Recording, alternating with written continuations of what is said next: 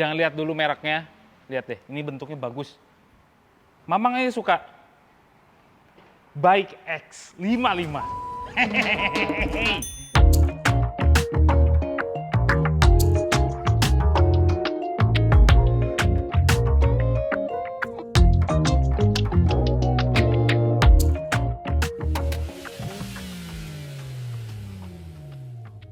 Kenapa Mamang bilang di awal tuh jangan lihat dari mereknya dulu, karena mereknya ini nggak disangka-sangka baik si anak baik ini mengeluarkan mobil yang sebagus ini bentuknya. Coba kalau ini ditutupin sama merek yang lain gitu ya, merek Jepang yang udah lama gitu ya. Ini merek yang baru, baik, ngeluarin model seperti ini dan ada campur tangannya dengan Mercedes-Benz. Iya. Itu dia istimewanya, nanti Mamang ceritain sampai habis. Makanya tonton video ini sampai habis ya. Dilihat dari bentuk depannya, karena ini warna hitam, jadi ini grillnya harusnya ini sewarna, ada titik-titik sewarna dengan bodinya. Misalnya warna kuning, ada titik-titik berwarna kuning juga. Ini karena kebetulan hitam, jadi mobilnya gagah gitu. Jadi full black, jadi keren, gagah ini. Nggak malu-maluin kalau disandingin dengan mobil yang udah lama gitu ya, udah mereknya legendaris apapun. Ini bagus bentuknya, lihat secara langsung. Kalau dari gambar mungkin, oh ya sama aja sih dengan merek mobil Cina yang lain. Cuman kalau dilihat langsung, ini bagus loh. Bukannya, ini video ini tidak dibayar oleh siapapun dan apapun yang terlihat pada video ini. Karena ini adalah opini pribadi Mamang. Terus di sini ada lampu-lampu sorenya itu keren, ada titik-titiknya lagi. Lampu utamanya ada di bawah sini, proyektor LED yang terang gitu ya. Ada radar-radarnya, ada radar di sini untuk adaptive cruise. Di atas juga ada kamera, udah lengkap. Cuman apakah sampai lane keeping assist? Mama nggak tahu, nanti kita cobain. Terus bentuk-bentuk depannya juga lancip-lancip. Ini nggak terlalu lebay bentuknya beneran. Untuk biasanya kalau mobil Cina tuh agak-agak mana ya? Agak kurang ya gitu. Cuman ini balance. Bentuknya tuh kayak mobil listrik gitu daripada mobil bensin. Padahal ini adalah mobil pure petrol engine gitu. Nggak ada campur tangan hybrid yang sekarang udah mulai merajalela, tapi kalau baik itu masih tetap pakai motor bensin biasa gitu ya. Nah, segmennya ini memang agak-agak rancu gitu, soalnya di Indonesia agak jarang. Dia lawan sekelasnya adalah mungkin Omoda 5 GT gitu ya, yang tanpa hybrid ya. Kalau yang hybrid ya bisa kalah juga gitu. Ada banyak lah, tapi yang paling pas adalah sama Omoda 5 GT. Itu pun yang all wheel drive, karena ini adalah front wheel drive. Panjang-panjangnya juga ini kalau di kelasnya agak berbeda sekali karena yang teman-teman yaitu 4,4 meteran. Kalau ini adalah 4,6 meter panjangnya dengan wheelbase 2700-an something milimeter yang membuat mobil ini tuh jadi besar dan lebar gitu. Terus pinggir-pinggirnya juga asik gitu ya, minimalis gitu, nggak ada yang aneh, nggak ada lekukan yang aneh-aneh. Dia simpel-simpel aja. Nah ini modelnya flash seperti ini ya, jadi nggak kelihatan gagang pintunya. Kalau Mamang sih kurang demen model beginian, cuman ini kalau enak ya kalau lagi di jalan, maling tuh nggak langsung tinggal ambil pintunya gitu. Jadi ini bisa nyelup dulu, gimana bukanya? Masih agak-agak bingung gitu ya. Kalau Mamang sih kurang demen tapinya. Nah, terus di atas-atasnya ada simple krom-kroman, ini satin silver ya, bukan krom gitu. Ada gurat-guratan ini. Terus velgnya, dia pakai velg yang lumayan gede, cuman modelnya tuh simple aja. Dia pakai Hankook, tumben-tumbenan mobil Cina pakai Hankook. Dia pakai profil ban 225, tebal 55, ring 19 inch, depan cakram, of course belakang juga cakram. Simple aja bentuknya. Jadi kelihatannya tuh kayak kecil, padahal dia 19 inch ya. Belakangnya juga bagus, bentuknya tuh nggak lebay gitu. Coba kalau ini ya, merek ini dihilangin, tutup. Jadi Lexus, pantas nggak? Pantas menurut Mamang. Dan bahkan dia mendekati desainnya dengan BZ4X. Mirip-mirip mobil listriknya Toyota coba. Nggak lebay, dikasih 2 knalpot, 4 malah. Dan ini asli ya, bukan pajangan. Tadi Mamang cobain nyalain mesinnya, dua-duanya tuh mengembuskan napas. Alah. Ini dua-duanya knalpotnya asli, nggak pakai body kit yang pakai gitu, enggak. Ini beneran gitu. Terus ininya, spoilernya juga unik, yang dibagi dua ini persis kayak BZ4X juga yang dibelah dua kayak gini, kayak sayap kumbang gitu ya. Di atasnya ada antena hiu, di sini juga ada tail back lamp, ada rear defogger, ada wiper juga, terus bentuk lampunya juga keren, tipis, LED semua, keren. Radarnya ada 4 segala macam, ada tulisan X55, baik gitu ya. Buka bagasinya gimana, Mang? Sumpah, suara alarmnya bisa dirubah nggak sih? Kayak forklift. Dirubah atau kalau nggak copot aja dah. Agak gimana gitu. Walaupun suara motor ininya nggak kayak mobil itu apa namanya? Itu lebih hening. Cuman ada suara alarmnya jadi ganggu. Nih, rapi. Bagasinya nggak gede-gede amat, 350 literan lah. Emang kalau dilipat bisa 1200-an, nggak terlalu gede bagasinya. Tapi udah ada lampunya, ada power socket, di bawah sini juga ada tempat nyimpan-nyimpan lagi, kayak sepatu gini, yang teplek gitu, sepatu teplek masih bisa masuk. Kanep-kanepan bisa di kanan atau kiri. Terus untuk memaksimalkan pendinginan ruang kabin, ada yang namanya nampan nih juga, yang bisa diselorokin gitu ya. Tuh, you know selorokin? Dilipat, bukan dilipat, digulung, diselorokin. Nah, gitu. Nih, kursi-kursinya kulit semua, terus two-tone ada hitamnya, ada putih-putih broken gitu ya. Terus door trimnya juga empuk-empuk, ada lampunya juga tuh, ambient light, empuk-empukan. Ya oke lah. Keren. Suka posisi duduknya enak banget di belakang. Walaupun memang ini nggak terlalu ke belakang banget ya sandarannya. Cuman at least badan Mamang tuh ngedelep masuk gitu enak. Ini berarti joknya tuh empuk. Tuh walaupun ya kulitnya juga artisan ini bahan-bahannya. Cuman duduknya enak. Terus lega. Mamang tingginya 172 cm. Ada 8 jari. Ini posisi duduk Mamang juga 174 ya. Terus headroomnya juga gede. Paha tersangga dengan baik karena inklinasi joknya tuh ke atasnya enak. Jadi pahanya enak nih. Ini baru bener. Nih, dikasih juga yang namanya armrest. Ada cup holdernya di tengah. Terus juga ada headrest yang yang di tengah bisa nih di-adjust tingginya bisa ya. Ini kesannya kayak terpisah padahal ini adalah jok pocong. Iya benar ini jok pocong. Cuman kesannya kayak terpisah padahal ini nggak bisa. Tapi nggak apa-apa, at least posisi duduknya enak untuk jalan jauh. Terus ini ada kantong lagi, terus juga ada lubang untuk ngegelitikin supirnya, gitu ya. Terus juga ada apa lagi? Oh, ada USB-A buat ngecas. Cuman dikasih satu pelit buat di belakang. Terus di atas juga dikasih yang namanya panoramic sunroof ya. Jadi bukan panoramic glass doang. Oke lah, jadi kesannya tuh lega. Sekarang kita ke depan. Pesonanya ya, pesona door trimnya juga hampir mirip-mirip dengan yang belakang. Di atasnya tuh empuk-empuk semua nih, nggak pelit. Dikasih jahitan asli gitu ya, dari kulit-kulitan empuk-empukan juga nih buat tangannya. Ada lampunya juga, ambient light. Ada power window, electric mirror, sama folding. Nah ini Mamang suka, masih ada tombol fisik. Biasanya tombolnya udah mulai dihilangkan nih foldingnya. Padahal kalau di Jakarta ini sangat penting bagi Mamang. Karena kalau masih jalan-jalan sempit, auto folding itu wajib. Terus kursinya juga kulit-kulitan gini, modelnya juga bucket seat keren gitu ya. Ada 8 way nggak ya? 1, 2, 3, 4, 5, 6. Dah, cuma 6. 6 way. Aduh, duduknya juga enak lagi, empuk joknya. Joknya tuh bener-bener suportif ya. Terus dikasih ini nggak? Wah, dikasih lagi.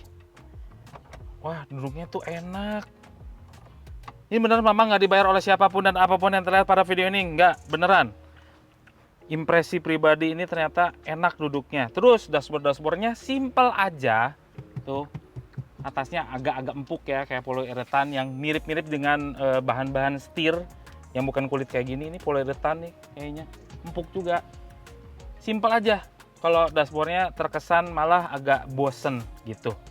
Cuman ya oke lah gitu. Dikasih 2 buah monitor kayak gini, yang satu untuk speedometer, satu lagi adalah untuk head unit. Nah ini kuncinya juga bentuknya oke, kelihatan mahal. Sekarang akan Mamang bahas head unitnya. Head unitnya lumayan lah, nggak kecil-kecil amat, nggak gede-gede amat, cukupan aja. Terus udah support Apple CarPlay doang.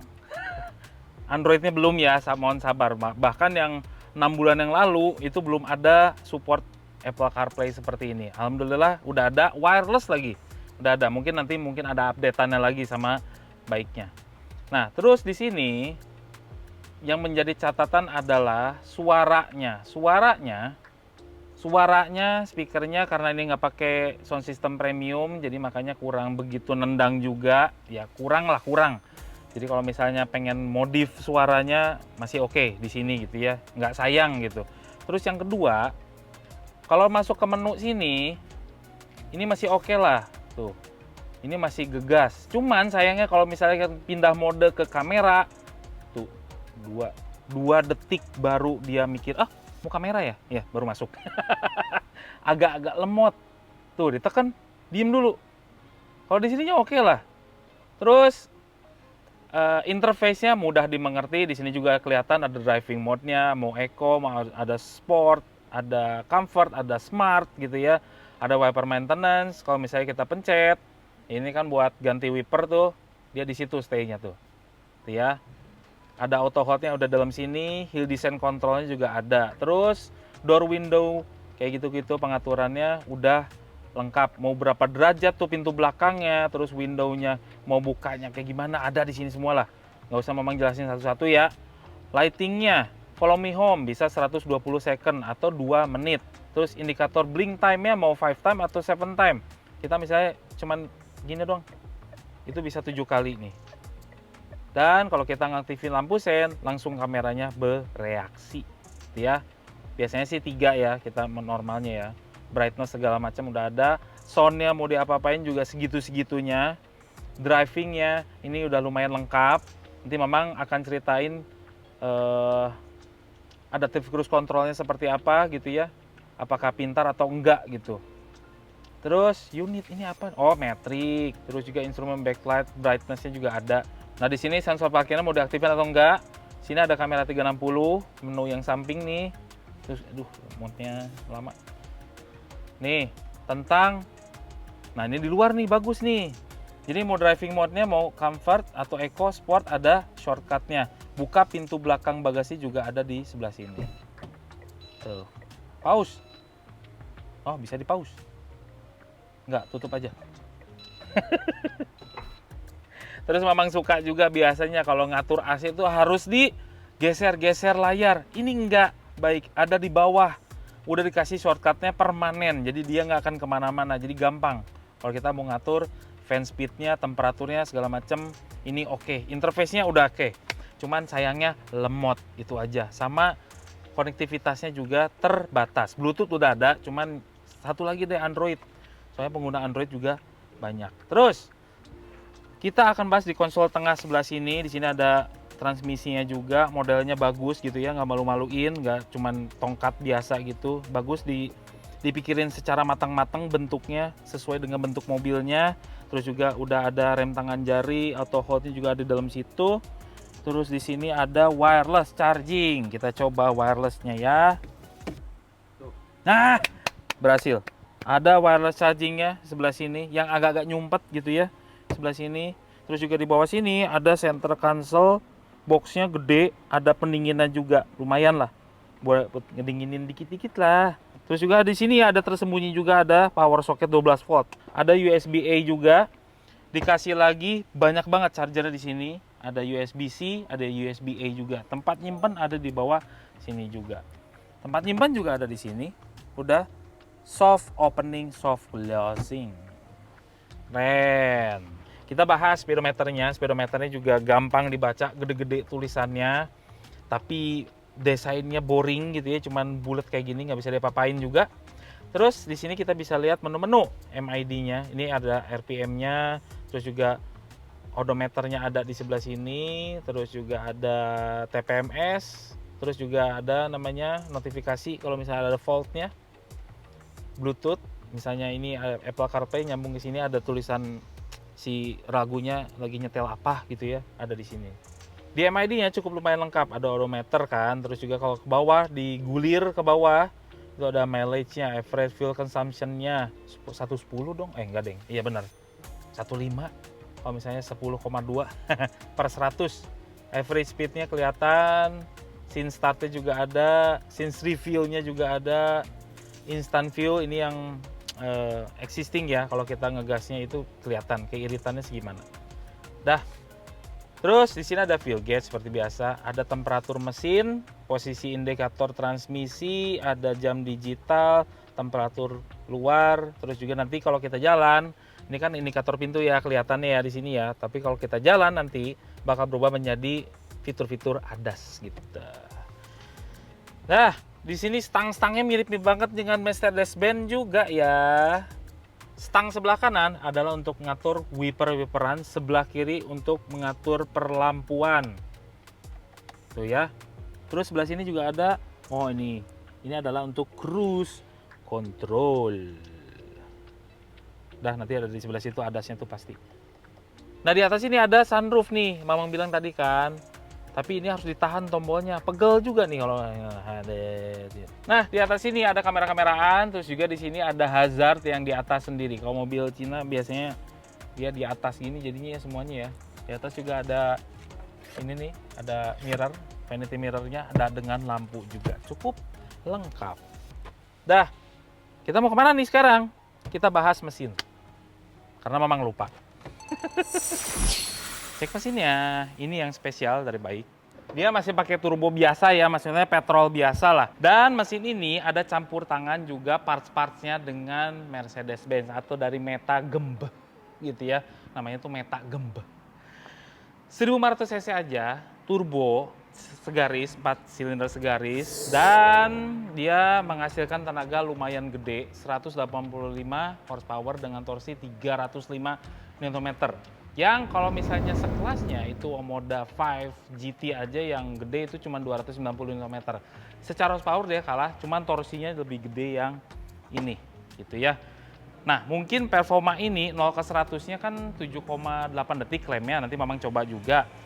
Yang menyamai ini mungkin di MG VS, itu pun ada campur tangan hybrid itu. MG VS juga kencang tuh mobil. 0 100-nya kalau nggak salah berapa ada di situ, nanti tulisin ya sama editor ya.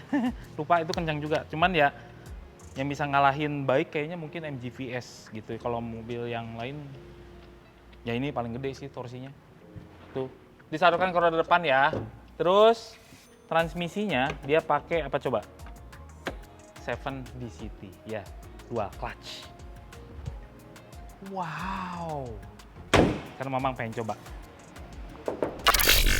Ya mungkin ini common kali ya. Jadi Mamang itu ngerasain mobil-mobil DCT. Ya ada gejala endut-endutannya. Memang itu semua terjadi di transmisi yang pakai DCT gitu, dual clutch gitu, rasanya agak endut-endutan. Cuman kalau udah jalan kenceng di tol itu ngebut enak banget. Cuman kalau udah giliran waktunya macet-macetan ya memang rasanya agak endut-endutan lah. Cuman nggak separah itu gitu ya kalau yang terjadi di Baik ini. Terus duduknya gimana Mang kalau di X55? Duduknya enak banget, ergonomisnya oke, jok supportnya juga oke, ada tilt and telescopic, ini membantu ergonomis kita. Jadi kalau nyetir Baik X55 ini, Mamang sih betah-betah aja untuk berlama-lama kalau pakai mobil ini. Surprisingly juga bantingannya juga enak nih mobil. Ya kalau bisa dibilang apa ya, ini sebetulnya bantingannya enak, cuman masih tergolong kaku gitu loh, agak-agak stiff dimana. Nah mungkin kalau ini kecepatan tinggi, mobil ini bisa enak, makanya Mamang cobain sekarang. Terus udah gitu, visibilitas kita ke depannya enak, pilar A-nya tipis. Ini mungkin ada, kayaknya disenggol sama Mercy gitu ya. Kalau bikin dashboard agak turun ya dashboardnya. Makanya ini dashboardnya walaupun kita sebuah crossover gitu ya, yang crossover modern biasanya kan agak nutupin tuh tinggi tuh si dashboard. Ini enak di bawah, jadi luas sekali pandangan kita ke depan. Dibilang keras banget juga enggak ya ternyata ya. Kalau di kecepatan tinggi sih enak nih. Jadi setiap Mamang nge-review mobil Cina ya, ekspektasi Mamang tuh diturunin dikit gitu. Makanya begitu ketemu mobil Cina yang enak seperti Baik X55 ini, Mamang sih agak surprise ya. Ini ternyata enak nyetirnya. Nah, yang notice lagi Mamang apa? Ada kekurangannya. Peredaman kabin ini kurang ya. nih ada traffic noise gitu, padahal cuman suara ban bergulir di tol kayak gini, tol agak-agak beton gitu. Suara mesin tapi oke, suara ban juga ya so-so lah, cuman traffic noise-nya agak kedengeran. Ya peredamnya kurang. Kalau bisa dinilai dari skor 6 dari 10. Ya. Kita coba ini ya, adas-adasnya ya. Ini udah adaptive cruise, jadi bisa ngikutin kendaraan di depan. Apakah dia lane keeping assist juga? Enggak. Dia cuma lane keeping warning doang. Enggak sampai lane keeping assist. Jaraknya tapi bisa di ini ya, bisa di setting mau dekat atau jauh si jaraknya. Terus itu kan ini atas apa? Naikin 80. Enggak, dia cuman lane keeping warning doang. Lane keeping assist nggak ada. Jadi sampai sejauh itu aja adasnya. Ya, dengan harga 420-an masih oke lah. Tapi kalau masih kemahalan juga ada yang tipe bawahnya kok. Nggak perlu tuh adas gitu ya. Itu nggak ada. Terus panoramik, nggak usah lah panoramik. Itu ada tipe yang murahnya. Sekarang Mamang pengen cobain nih. Kalau misalnya kita tekan 185.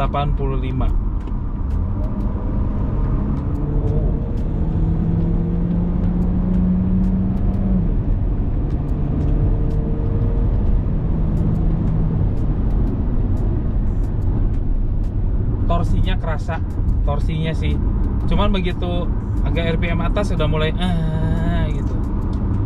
Perpindahan giginya juga cepet ya karena dual clutch. Enak pindah giginya. Suara mesinnya dan apa ya, cara ngendaliin mobilnya tuh smooth juga. Nggak harsh yang gimana, wow ini kecepatan tinggi, nggak. Kalau Cherry itu tergolong kalau kita injek gas gitu ya, agak kasar. Ini lembut ini. Ngajak ngebutnya tuh lembut gitu, gimana ya? Lembut loh, ayo gitu. Kalau Cherry ngebut tuh pak gitu. Oh ini lembut ngajaknya. Cuman kita coba nanti 0-100 nya. Oh ya, satu lagi Mamang lupa nyeritain. Jadi ini karena belum ada campur tangannya elektrik kayak misalnya hybrid gitu ya. Feel gasnya, feel remnya itu terasa natural. Kecuali ya kalau setir mah memang nggak bisa diapa-apain karena udah elektrik juga ya. Cuman walaupun begitu handlingnya, karena suspensinya agak dibuat lebih stiff, ini enak handlingnya untuk sebuah SUV segede gini ya. Kita coba satu. Coba ya, 1, 2, 3. Spinning.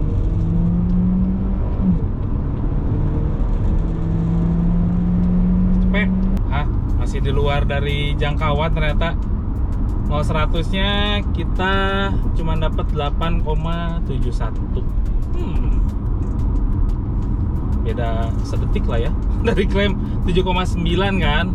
7,8, ini 8,71. Padahal ya Mamang udah taruh di mode sport, AC dimatiin. Apa yang salah? Semua ini adalah opini pribadi saya dan Mamang itu. Kami tim Motomobi tidak dibayar oleh siapapun dan apapun yang terlihat pada video ini.